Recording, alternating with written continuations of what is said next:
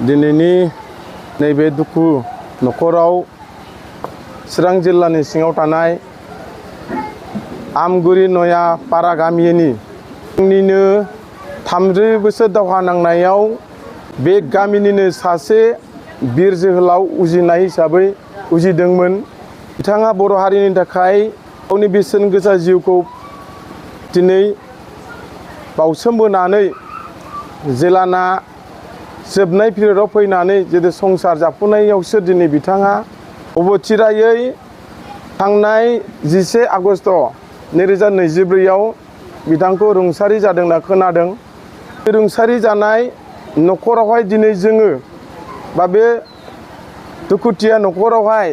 बा फंबाय रन्जन बसुमतारी आरो बि सालिखां बिथांनि नखराव दिनै जोङो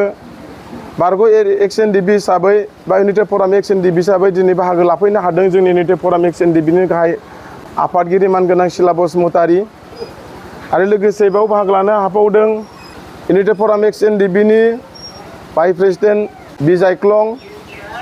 आरो जेनेरेल सेक्रेटारि हिसाबै बेयाव बाहागो लानो हादों जोंहा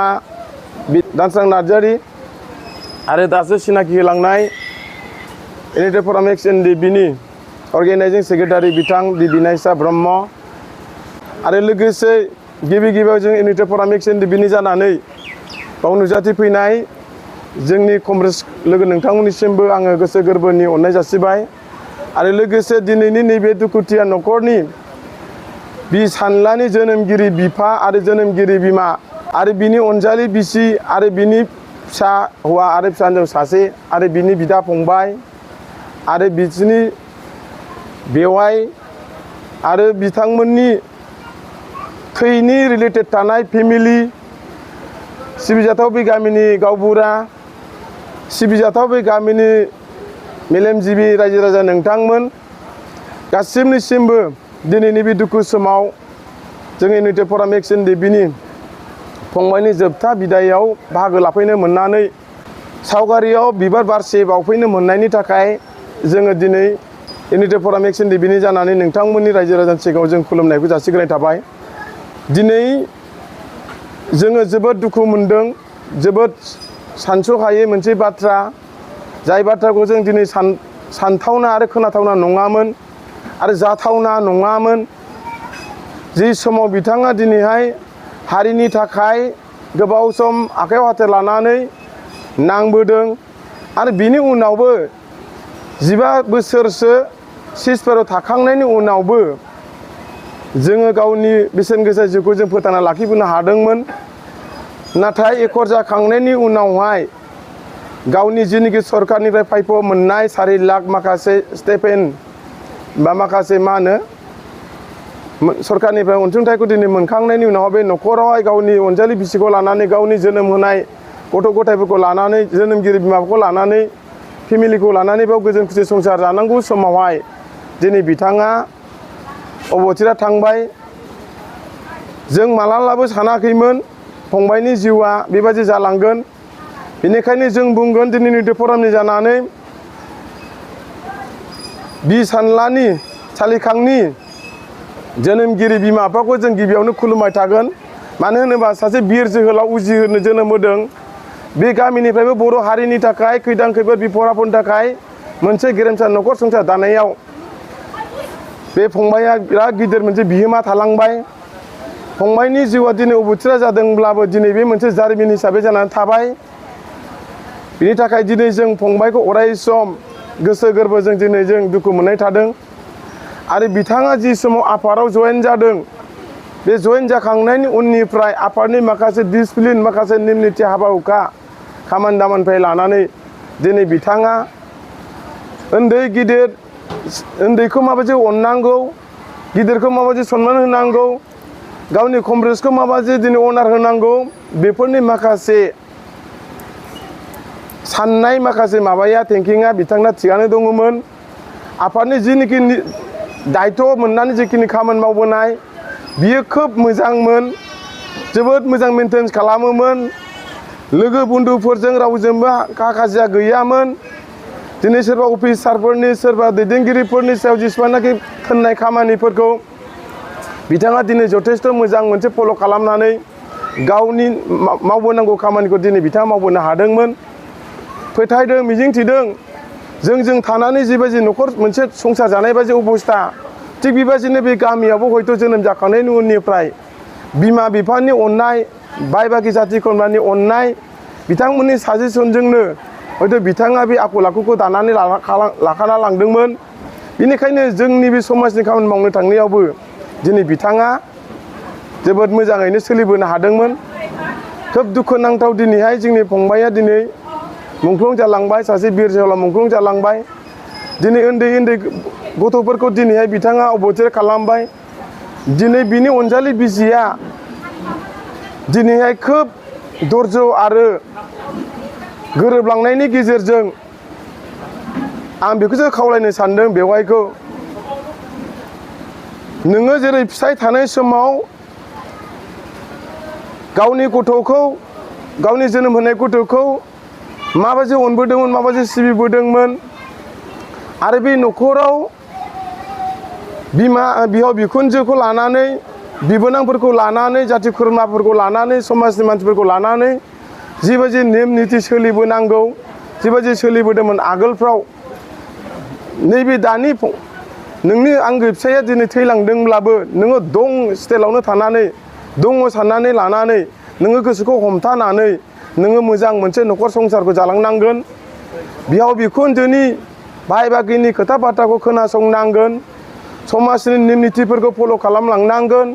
गथ'फोरनि लाइफखौ जुदि दानोब्ला दिनै नों बेवहाय नोंनो सासे गारजेन महरै गसंनानै नों दिनैहाय बे गथ'फोरखौ फोरोंलांनांगोन बे गथ'फोरा देरलाङै फरायनानै जुदि मानसि जुदि जाहैनो हायोबा खालामलांनो हायोब्ला नोङो बे गथ'फोरजोंनो नोंहा न'खर संसार जानांगौनि मोनसे सिमांखौ नों रुजुनांगोन बेनिखायनो आं दिनैहाय बेवहायखौ आं दिनै खावलायगोन सिस्टारखौ आं खावलायगोन नोङो फिसाय गैला होननानै दिनै नों गोसोखौ दुरबल खालामनो मोननाय नङा गोसोखौ हगारसारनो मोननाय नङा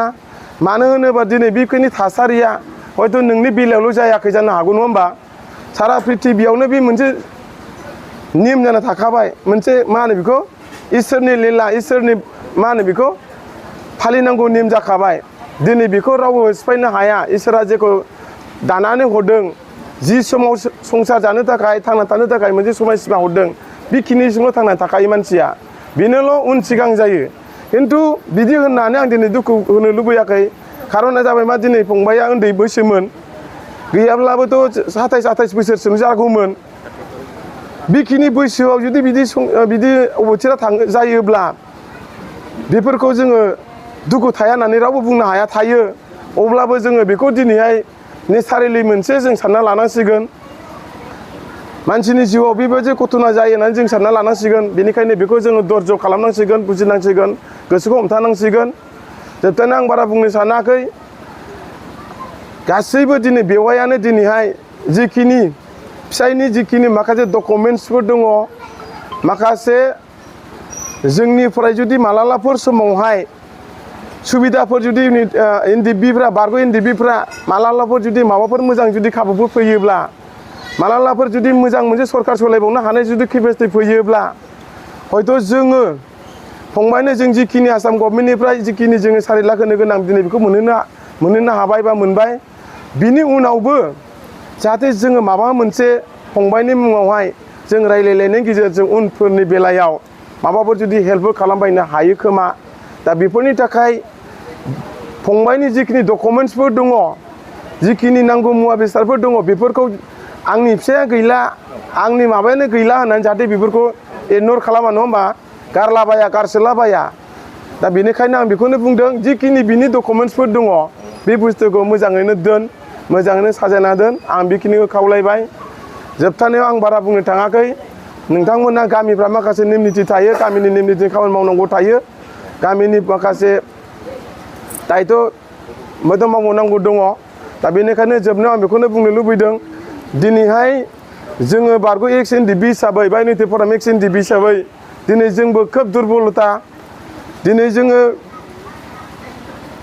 सिगनेटरि हिसाबै फ्राय जोंनि सरकारानो मा होनो बिटिआर सरकार हिसाबै दङमोन नाथाय बिथांमोनहाबो मा होनो बिदिखौ 3 एंगेल सरकार सालायनाय हिसाबै मोनसे बिजेपि सरकार थाबाय मोनसे इजिपि सरकार थाबाय मोनसे इउपिपिएल सरकार थानाय हिसाबै मोनथाम बाहाग राननांगौ हिसाबै किसु बुस्थुआ दिनै थाखा फैसा थोब्ले माब्ले जाना थाबाय थादों बिथांमोनाबो बेनिखायनो दिनै जोंनि नैबे अबस्थायाव जिबादि हयथ' आसा मिजिं थिदोंमोन दिनै बेखौ हयथ' जोङो हानाय नङा बा जिखुनु हाया बेखौनो बुंबाय मानो होनबा दिनै जों बुहुद उइकआव दङ जों दुरबलाव दङ नाजाबाय थादों खिन्थु उननि समाव आं दहाय बुंनाय बायदि उन समफ्रावहाय जुदि माबाफोर जुदि खाबुफोर मोनोब्ला बेखौ जों सिन्था खालामगोन आं बेखिनिखौ नोंथांमोननो फोरमायबाय जोबथारनायाव आसा मिजिं थिदों बे जोनोमगिरि बिमा आरो बिफा नोंखौहाय सासे बिर जोहोलाव हिसाबै जोनोम होगिरि हिसाबै जोङो इउनाइटेड फराम एक्सननि बेनि जानानै आदै आरो मादैमोनखौ जों खुलुमबाय आरो बे गामिनि रायजो राजा नोंथांमोनखौ दिनै फंबायनि सादुआवहाय नों दानागार आं दानागार दिनै जिबायदि दिनै मोजां मोनसे परिबेस लानानै दिनै फंबायनि सादु जोबथा बे दिनखौ दिनै मोजाङैनो फालिफुंनायनि थाखाय रायजो राजानिसिमबो जों इउनाइटेड फरामनि जानानै धन्यबाद जासिबाय आरो फंबायनि जिउमाया अराय सम आफा अबं गसाइनि खाथियावहाय गोजोन जायगा मोजां जायगा मोनहैथों बेखिनिखौ आङो इसोरनाव आरज गाबबाय आरो अराय सम बे न'खरनि फेमिलिया बे फंबाया गैयाब्लाबो बे न'खरनि फेमिलिफ्रा बे रान्दि जाबाय नोमफा गैला माबा गैला होननानै जाहाथे बै आयंमोनखौहाय बै बेवाइमोनखौ जाहाथे बे न'खरनि फेमिलिफ्रा सिगाङाव जिबायदि संसार जादों बेबायदिनो गोरोबनानै संसार जानांगोन आरो नासयलायनायखौ लाबोनो नाङा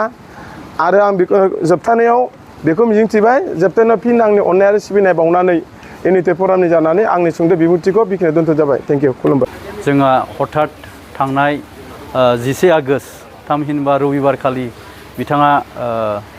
हार्ट एटाकजों बे बुहुमखौ नागारनानै अराय समनि थाखाय जोंनि बे न'खर संसार आरो गासै बाय बाहागिफोरखौ नागारनानै थाङो बेयाव नुजाथिफैनाय जोंनि इउनाइटेड फराम अफ एक्सन डिबिनि आफादगिरि सिला बसुमतारी सार लेङाइ आफादगिरि जायख्लं बसुमतारी सार आरो लेङाइ आफादगिरि नायस्रां औवारी बिथां आरो दिनैनि बे श्राद्धखौ लोब्बा लानानै जोंहा बे श्राद्धनि जे बिबुंथिनि मेलखौ दैदेननाय बिनायसा ब्रह्म अर्गेनाइजिं सेक्रेटारि बिथां आरो बे नयापाड़ा गामिनि गावबुराजों लोगोसे गासै मानगोनां रायजो राजा नोंथांमोन आरो लोगोसे बे जोंहा सुरन्जन बसुमतारी बिथांनि न'खरनि बिमा बिफा बिदा फंबाय बेवाइ आरो आंगो बिसि आरो जोंहा थालांनाय सानै गथ'फोर गिबियावनो आंनि सिबिनाय आरो गाहाम हामलायनायखौ नोंथांमोननो गासिबनिबो जासिहरग्रोनाय जाबाय नंगौ थारैनो दिनै दुखुनांथाव बाथ्रा मानो होननानै बुङोबा बिथाङा सुरन्जन बसुमतारीया बे गोलाव सम सोमावसारनायाव बेयाव जोंनि एनडिबि आफादनिल' नङा गासै बर' हारि आरो बे नयापाड़ा गामिनि 1 नं आमगुरि नयापाड़ा गामिनि गासैबो बिथिङाव बिथाङा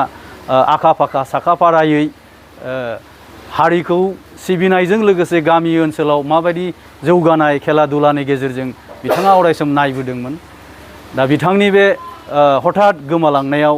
जोंहा हारि आरो समाज हिसाबै आरो जोंना बारग' आफादनि सोद्रोमा हिसाबै जों गोबां दुखु फोरमायो आरो बे फोरमायनायखौनो जों दिनै जोंनि गोसो गोरबोनिफ्राय बिबार बावनानै जों बिथांखौ जोबथा बिदाय होयो दिनै नंगौ मानसिया जोनोम जानाय लोगो लोगो थैनायखौबो बोजबनानै लानो गोनां जायो खारन बे गासैबो जोंनि आखायाव गैया गोजौनि आखायावहाय सोरनि खाफालाव मा लिरनाय दं जेबो जों बुंस'नो हाया दिनैनि दिनखौ जों मोनथियो थांनायखौ नाथाय फैगौ समाव मा जायो जों जेबो मोनथिया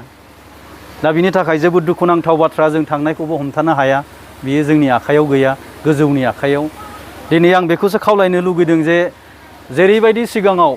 जोंहा बे सुरन्जन बसुमतारीनि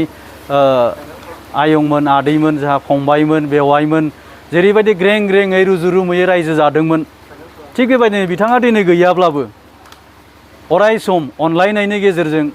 न'खर संसारखौ मोजाङै गोरोबलायनानै जालांनो थाखाय आं बेखौसो खावलायनो लुबैदों लोगोसे जोंहा दा देरफुबाय थानाय उन्दै उन्दै गथ' सानै दं बेखौबो जोंहा फंबायमोनहा ब्रादारमोनहा गासैबो एसेब्लाबो साख्रिजिबि नोंथांमोना बुजिखागौ गथ'फोरखौ एसे नायलांनो थाखाय आं खावलायबाय बिनि गेजेरजोंहाय दहाय जोंहा नायस्रां औवारी बिथां बुंलांनाय बायदियै जुदि जोंहा जुदि खाबु जायोब्ला माबा मोनसे जोङो नायनायनि बेबस्थाखौ जों लागोन। जोङो दाखालिबो सावरायनाय जादों जे जोंनि बारग' एनडिबिफोरनि न'खरफोरखौ जेनेबा सोरबा बिदिनो गोमालांनाय, सोरबा एसे एलिजिबिलिटि थानाय, बे एलिजिबिलिटि गोनांफोरखौहाय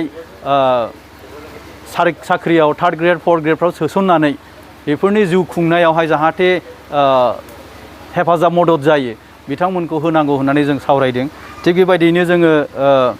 नायगोन, नायनानै जुदि माबाफोर खालामनाय जुदि खाबु जायोब्ला जों बेखौ अरायसम जोङो न'खरनो जोङो फोरमायनाय जागोन। दा दिनैनि बे बिथांनि श्राद्धआव फैनो मोननानै निस्सय आङो गावखौनो खाफाल गोनां होननानै सानना लादों। आङो बिथांखौ गोबां सम लोगो मोनबोदों। बिथाङा जेबायदि हारि आरो आफादखौ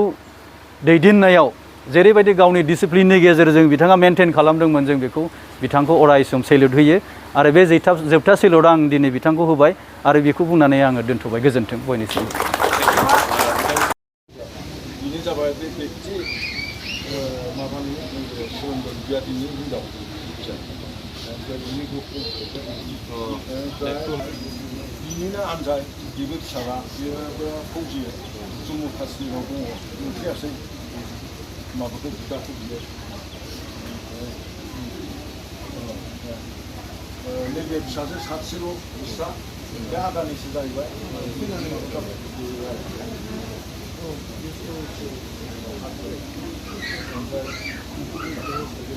नैबे दुइसिन बेबो आर्मि माबायाव मेघालयआव, बे नुफैबाय बिदाखौ।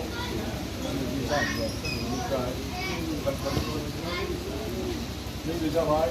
नैबेनि हिन्जाव।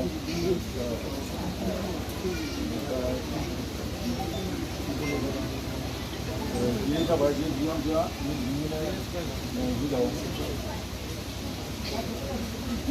नैबे बिहामजोआ जोंथिंनि नैबेनि हिन्जाव आरो हाबा जाजोब्बायमोन।